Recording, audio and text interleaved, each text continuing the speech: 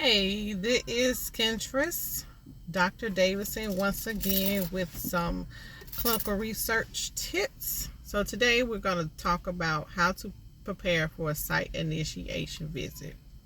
So the site initiation visit is the visit where the CRA goes to the site and train the site staff on the primary protocol, discuss recruitment strategies, make sure that individuals have access to specific vendors such as the EDC system, the system that they're going to identify and acknowledge SUSARs, if applicable, e-diary systems, and that sort of thing. So there's a lot of preparation goes into preparing for an SIV. First and foremost, you want to review your previous quality visit report if it's applicable. So if sometimes sites qualification visits can be waived if they have prior relationships with the sponsor or the CRO, or recently participated in a clinical trial, so they may waive the quality visit. But if it was not waived, you want to make sure that there were no pending issues. So if there was a device they needed to purchase or a calibration that needed to take place, you want to make sure that that was done at your SIV so the site can get activated for enrollment as soon as possible. If you have available the monitoring plan, again, that is the CRA's protocol to know what you should do during your site initiation visit, then you need to review that monitoring plan. You also need to review the site initiation checklist if one is present, or create your checklist based on the duties that are outlined in the monitoring plan to make sure you don't miss anything. It is very important that you review your site initiation slides prior to performing a SIV. You want to be familiar with the documents. If there were any discrepancies found, you want to make sure you be the one to address them versus the site having to point it out to you. You want to know about your site slides because oftentimes the principal investigator will not be present for the full duration of your site initiation visit. So you want to hit the high points that is relevant to the PI, such as the protocol overview, inclusion, exclusion, recruitment strategies, and the principal investigator's responsibilities. Once you have completed your slide presentation, you can opt to do the site tour, or you can go ahead and look at your investigator site file. When you are looking at the delegation log, you want to make sure everyone that has already been authorized has completed training. There should be no one on the delegation log before protocol training has been complete.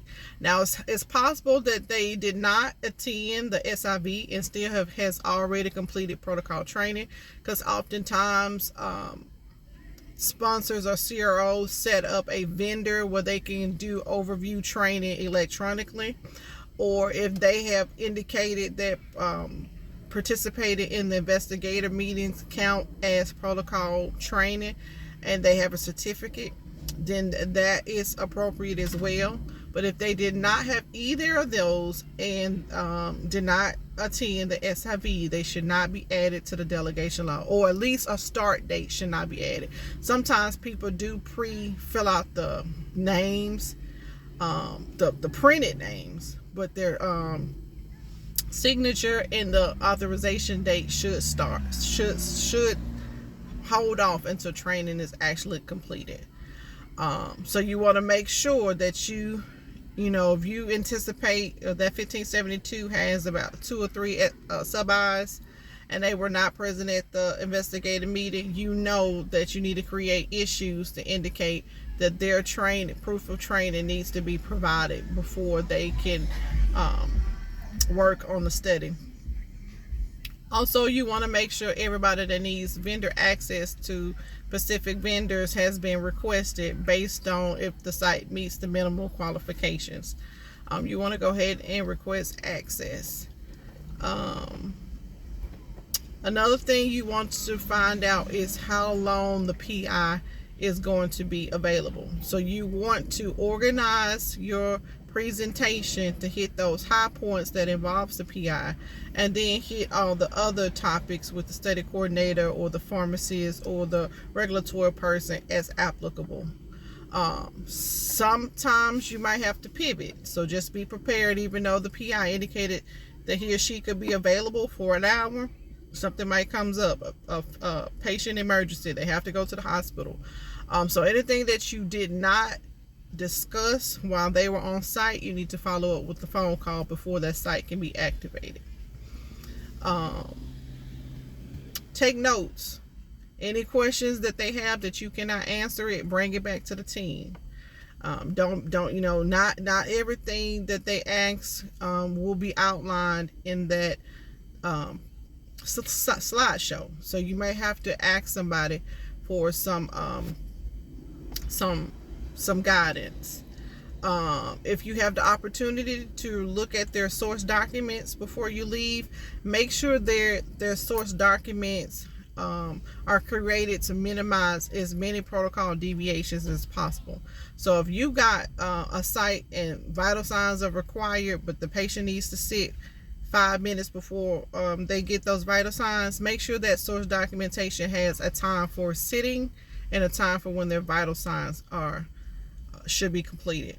If they have to be administered 2 injections or 3 injections with a specific distance, with a specific time frame apart, then make sure that they captured the time of each injection their sources created to capture each time, because you want to make sure, again, you minimize as many protocol deviations as possible. If they have an EKG and the protocol indicates that they need to lay down for at least 5 minutes or 10 minutes or 15 minutes, you want to make sure that that source documentation has a time for the beginning of laying down and then the time that the EKG was actually read. These are highly important.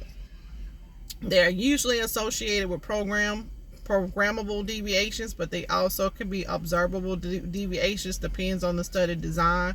But you want to minimize them as much as possible in the beginning, because not always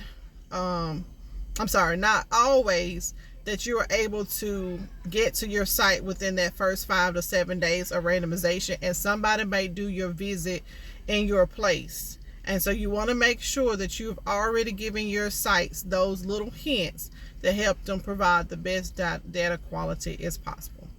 I hope this brief presentation helped. Let me know in the comments.